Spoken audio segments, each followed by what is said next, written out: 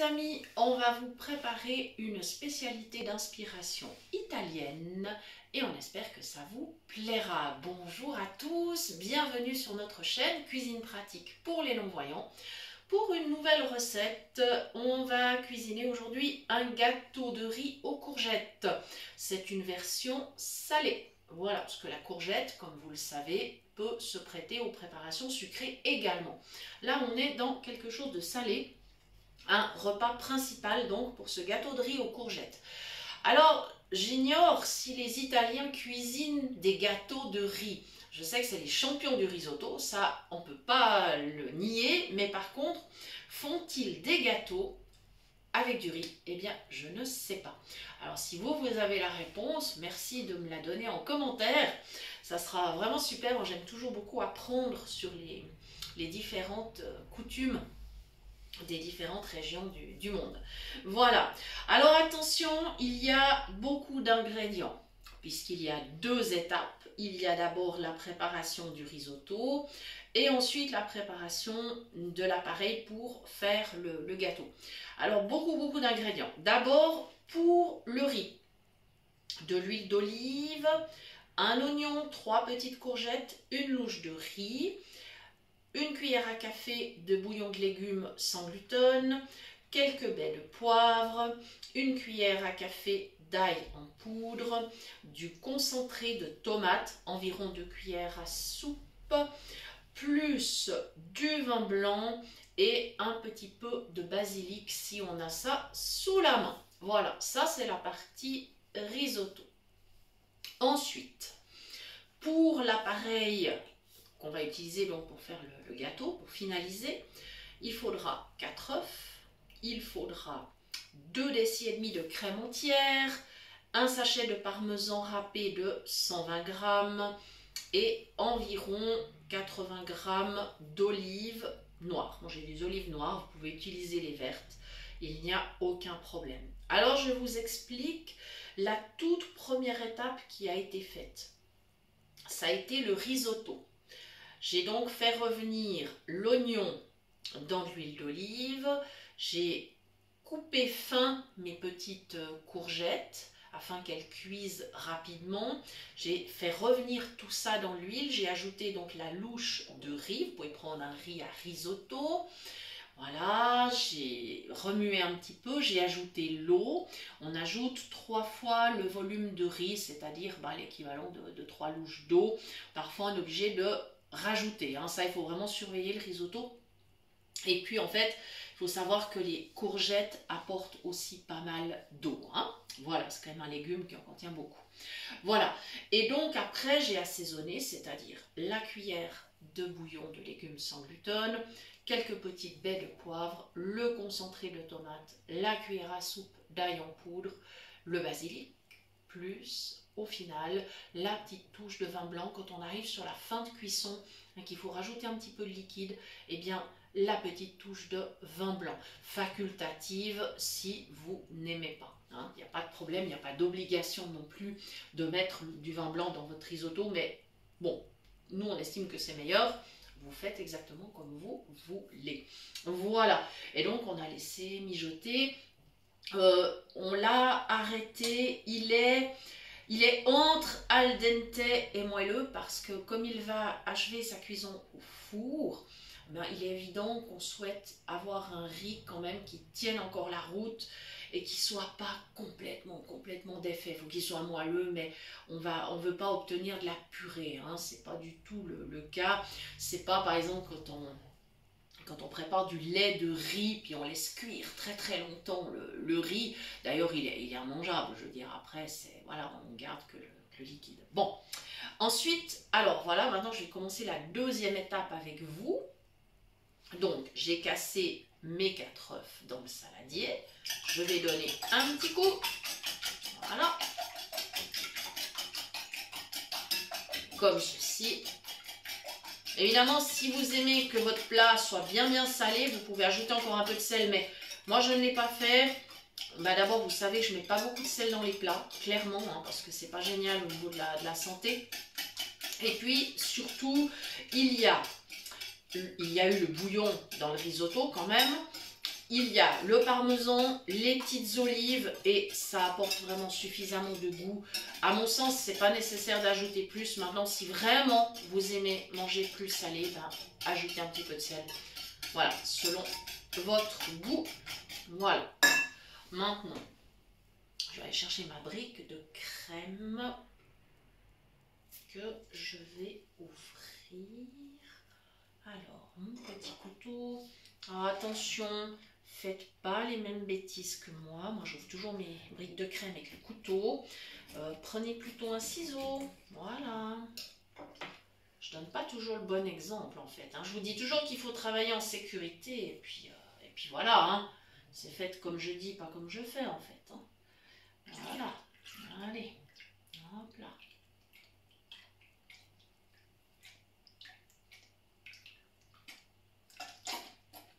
Et voilà.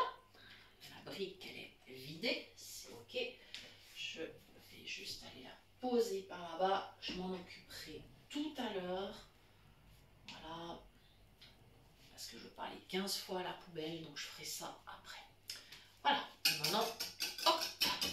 Ça va me permettre de bien mélanger mes œufs, ma crème. Et pendant ce temps, heureusement, mon risotto il est en train de refroidir. Voilà. Donc, je prépare mon appareil. Voilà. Je vais ajouter le parmesan. Voilà. Alors, le parmesan, moi j'en ai toujours d'avance à la maison parce que c'est quelque chose que j'aime bien. J'en utilise assez régulièrement.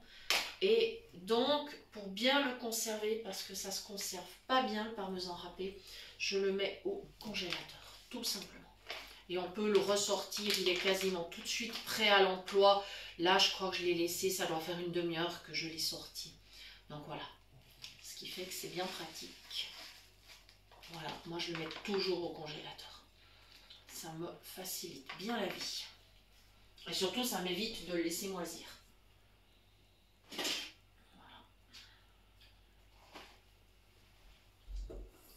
Voilà, excusez-moi, je me rince les doigts. Et voilà. Parce que comme j'habite un petit village, alors on a quand même la chance d'avoir un magasin épicerie à côté, mais c'est vrai qu'on ne trouve pas toujours tout. Donc certaines choses, eh ben, effectivement, j'ai toujours d'avance. Parce que parfois l'inspiration, elle vient au dernier moment pour une recette. Et quand elle vient au dernier moment, eh bien, on n'a pas toujours la marchandise. Alors du coup, certains produits, je les ai vraiment en réserve. Et donc le parmesan en fait partie. Voilà. Comme ceci. Bon, ça se mélange très très bien parce que vraiment, ça dégèle très très vite. Donc, aucun problème. Voilà. Et maintenant, je vais couper mes petites olives en morceaux et je vais m'asseoir parce que ça va pas être plus cher. Voilà. Comme ceci. Voilà. Et c'est vrai que récemment, on vous a proposé des recettes qui étaient ultra simples. Là, aujourd'hui, on est un peu plus ambitieux. C'est un peu plus élaboré, ça prend un peu plus de temps. Mais c'est pas grave parce que c'est un plat. Là, je vous ai donné des proportions, ça va être pour 4 personnes. Si vous ajoutez encore une salade ou un légume, voilà. Ou si vous voulez le servir en entrée, peut-être, pourquoi pas. Ou pour un repas du soir. C'est aussi quelque chose que vous pourriez emmener, par exemple, sur votre lieu de travail. Hein, parce que ce sera des tranches quand même qui vont être assez fermes. Donc, vous pouvez tout à fait l'emmener avec vous. Ou bien pour pique-niquer, pourquoi pas. Voilà. Et puis, le cas échéant, ben, si vous en reste et que vous en avez un petit peu marre de manger du gâteau de riz aux courgettes, eh ben, pas de souci, vous pouvez le congeler. Il n'y aura aucun problème. Vous coupez vos parts, vous le filmez avec du papier, du film alimentaire, ou du papier sulfurisé si vous préférez, ou alors vous le mettez dans des petites boîtes plastiques, etc.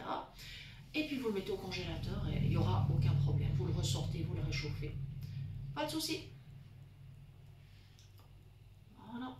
Je préfère toujours vous indiquer si ça peut bien justement se conserver, parce que souvent on se pose la question. Et puis une majorité de plats se conservent très très bien. Donc voilà. C'est évidemment une recette qui ne contient pas de gluten. Voilà. C'est une recette qui est végétarienne.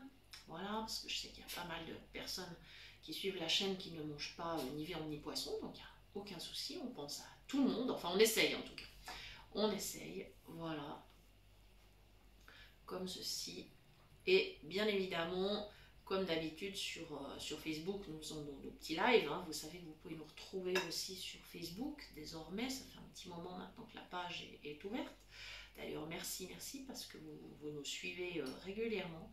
Merci beaucoup et merci pour vos messages, merci pour vos mails, merci pour vos partages, vos commentaires, vos likes. Ça nous fait toujours plaisir. Et on a des demandes de recettes et on apprécie beaucoup parce que pour nous, c'est aussi des petits défis. Voilà, donc c'est toujours super sympa, on apprécie beaucoup. On va faire une mini pause pendant que je termine avec mes olives et on passera à la toute dernière étape. À tout de suite. Nous revoilà. Alors, mes petites olives ont été incorporées dans l'appareil. Le risotto a tiédi, heureusement, parce que maintenant je vais commencer à l'incorporer. Et si il est trop chaud, eh bien, que va-t-il se passer? Mon parmesan va coller partout et mes œufs vont coaguler, ce qui n'est pas le but premier, hein, parce que tout ça, ça doit se passer, mais dans le four et pas avant. Voilà, donc, maintenant, je vais commencer gentiment. Voilà, je pense que je vais transvaser. Je vais soulever ma casserole. On y va. C'est un peu lourd, mais tant pis. Je vais simplement tourner tout ça. J'espère que je ne vais pas gicler non plus. Donc je me positionne bien au-dessus du saladier. Et comme ma casserole a bien refroidi, eh ben, pas de risque de se brûler. C'est tiède. Voilà. Sinon, évidemment, je me serais équipée avec les gants. Là, c'est pas nécessaire. Il n'y a aucun problème. Tout est ok. Et je pense que j'ai tout récupéré. Voilà. Je vais juste montrer à mon mari quand même, c'est bon. J'ai tout. J'ai tout. Oh oui, ça va bien. Ok. Alors, c'est parfait. C'est quand même pratique d'avoir une paire d'yeux à la maison. Hein, je vous garantis que c'est quand même bien. Voilà. Mais j'essaye de faire au maximum de façon autonome parce que je me mets dans la situation de personnes qui vivent seules et voilà. Et donc j'essaye vraiment de faire les choses de manière autonome. Voilà. Alors la seule chose là, je me demande si mon plat est assez grand. J'ai un mini doute parce que mon saladier est tellement plein que je vais peut-être prendre un plat plus grand.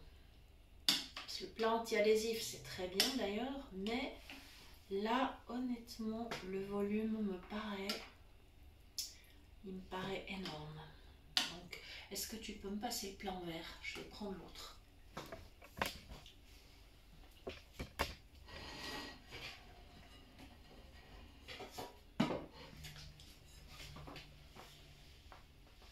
Merci beaucoup.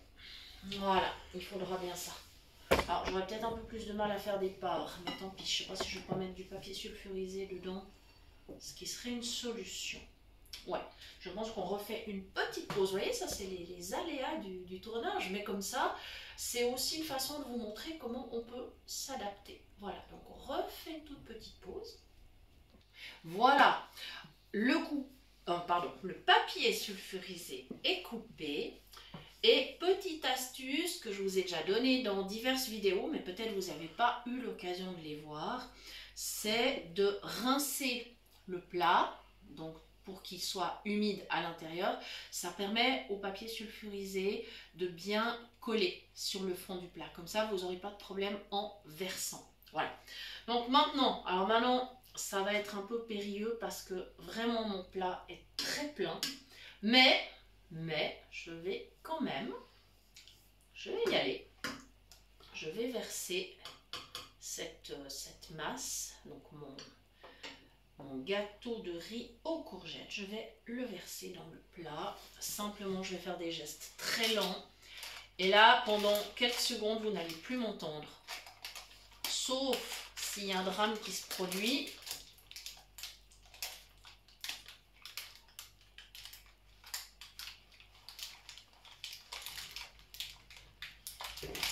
Voilà, je tourne très délicatement parce que je n'ai pas le choix. Je dois vraiment, vraiment faire les choses doucement. Alors, apparemment, ça s'est bien passé. Je vais quand même vérifier que j'en ai pas mis partout à côté. J'espère que non. Je vais passer la spatule sur le dessus pour aplanir. Le but, c'est que mon gâteau soit quand même bien plat. Voilà. Ouais, alors là, je vous garantis, il y en a bien pour 4 personnes, même peut-être pour 6. Hein. Je pense que... Ouais, il y a un bon volume. Mais c'est pas grave. Comme je vous ai expliqué tout à l'heure, ça se conserve très très bien. Voilà. Donc il va partir dans le four. Alors la cuisson à 200 degrés et ça va être entre 35 et 40 minutes. Il faudra vérifier qu'il soit bien pris, c'est-à-dire que l'appareil est bien coagulé. Il y a les œufs, il y a le fromage, enfin voilà, il faut que ça soit bien pris. Et de toute façon, vous sentirez le dessus, par exemple quand vous passez le couteau, vous sentirez si c'est bien croustillant. Et à ce moment-là, vous saurez que c'est prêt. Voilà. Eh bien, nous espérons vraiment que cette recette vous a fait plaisir et je vous rappelle que vous pouvez évidemment toujours nous écrire à notre adresse mail cuisinepratique@mail.ch et que nous vous répondrons le plus rapidement possible, en général dans les 2 à 3 jours. Merci beaucoup de nous avoir suivis et à très bientôt pour de nouvelles idées cuisine.